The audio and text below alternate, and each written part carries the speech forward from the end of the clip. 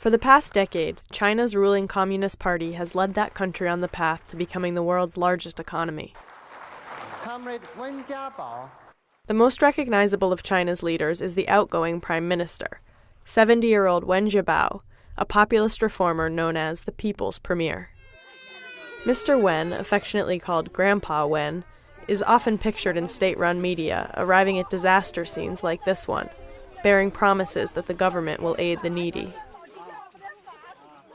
But a New York Times investigation has found that Wen Jiabao is also the head of one of China's wealthiest families, with a fortune valued at $2.7 billion in stakes in everything from hotels and insurance companies to luxury jewelers and internet startups.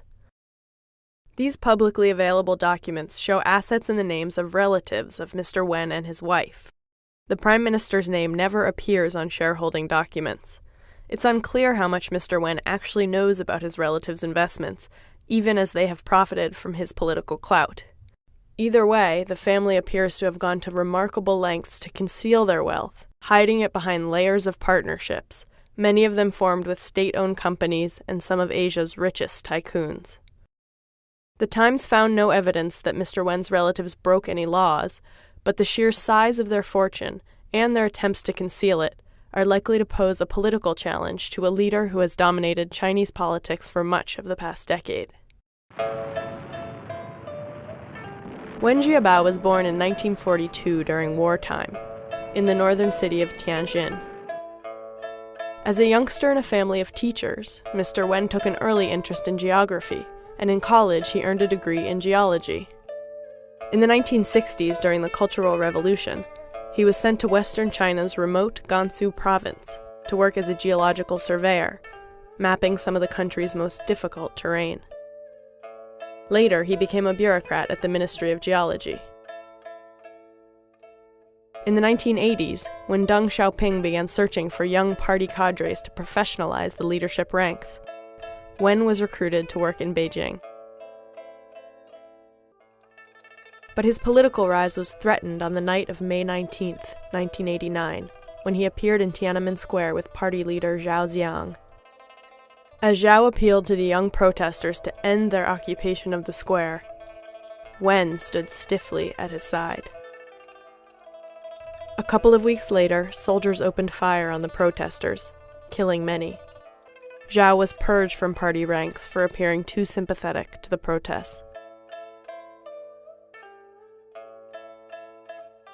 Party experts say Wen Jiabao avoided the same fate by pledging his allegiance to party leadership. In 2003, he became China's 6th prime minister and began a decade-long campaign of populist politicking. State-sponsored media followed him everywhere, especially after traumatic events like the Sichuan earthquake.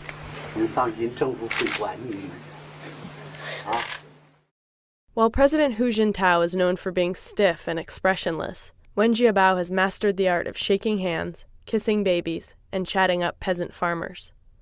The public has rarely seen photographs of him with his own wife and children. Wen's wife, Zhang Beili, is a major player in China's jewelry and gem trade, and is known to be rich. Government censors often delete photos of them together.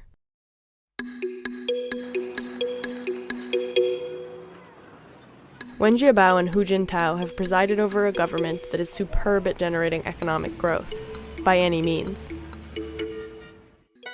Analysts say the two leaders have been less adept at fighting corruption or strengthening the rule of law. Next month, the Communist Party will announce the new leadership lineup, the men who will lead China for the next decade. Wen Jiabao is expected to retire early next year, but will likely remain a strong backstage force as a party elder. Regardless of whether the prime minister knowingly helped his relatives amass a fortune, analysts say this will almost certainly weaken Mr. Wen's standing in the party.